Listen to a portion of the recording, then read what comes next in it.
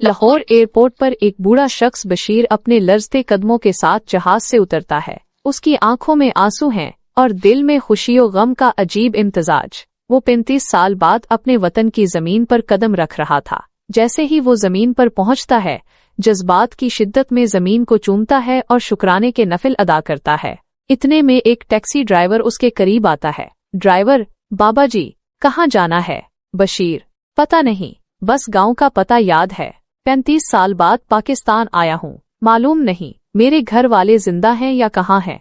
Driver Bashir को गाड़ी में बिठा लेता है। रास्ता 1 घंटे का था। सफर के दौरान ड्राइवर ने पूछा: ड्राइवर, बाबा जी इतनी देर बाद क्यों आए हैं? बशीर के चेहरे पर दुख की एक लहर दौड़ जाती है और उसकी आंखें नम हो जाती हैं। वो आहिस्ता आवाज में कहता है: बशीर बेटा, ये एक तवील कहानी है, अगर तुम सुनना चाहो तो सुनाता हूँ। ड्राइवर ने सर हिलाया और बशीर ने अपनी जिंदगी की दास्तान बयान करना शुरू की। मैं पाकिस्तान के एक छोटे से गांव का रिहायशी हूँ। मेरी शादी एक नेक दिल और मोहब्बत करने वाली औरत से हुई थी। शादी के बाद हमारे 2 बेटे और 1 बेटी पैदा हुए। हमारी जिंदगी सादा लेकिन खुशहाल थी, लेकिन मैं हमेशा अपने बच्चों के बेहतर मुस्तकबिल का ख्वाब देखता था। मेरी माली हालत कमजोर थी, लेकिन मैंने फैसला किया कि अपने बच्चों की तालीम और जिंदगी बेहतर बनाने के लिए बैरूने मुल्क जाऊं। मेरे पास इतने वसाइल नहीं थे, इसलिए मैंने अपने रिश्तेदारों से कर्ज लिया और सऊदी अरब जाने का बंदोबस्त किया। सऊदी अरब पहुंचकर एक कंपनी में मजदूरी शुरू की। 3 साल सख्त मेहनत की और जो कमाई हुई वो अपने घर भेज दी। लेकिन मुझे एहसास हुआ कि इस काम से मेरे बच्चों के ख्वाब पूरे नहीं हो सकते, इसलिए मैंने सोचा कि अपना कारोबार शुरू करूं। मैंने कंपनी के मैनेजर से दरख्वास्त की कि मुझे एक पानी का कूलर दे दें ताकि मैं कंपनी में ही पानी की सप्लाई का काम शुरू कर सकूं। मैनेजर ने मेरी बात मानी और मैंने ये काम शुरू कर दिया। मेरे काम में बरकत हुई और मैंने अच्छी खासी रकम कमाना शुरू कर दी। मैं ये रकम अपने वतन भेजता रहा ताकि मेरे बच्चे अच्छी तालीम हासिल कर सकें।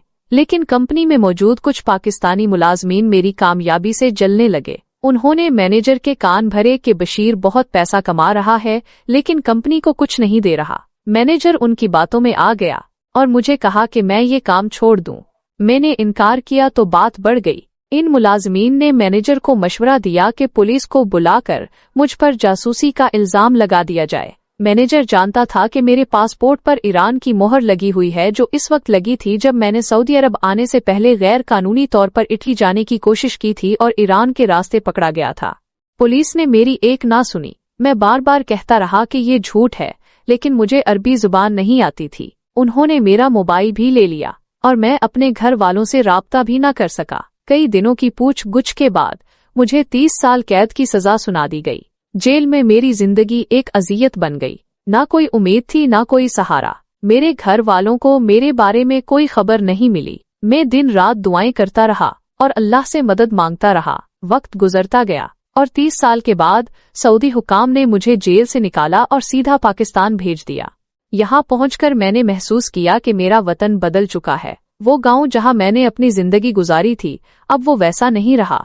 ड्राइवर ने रास्ते में कहा: ड्राइवर, बाबा जी, अल्लाह बेहतर करेगा, आपके घर वाले जरूर मिल जाएंगे।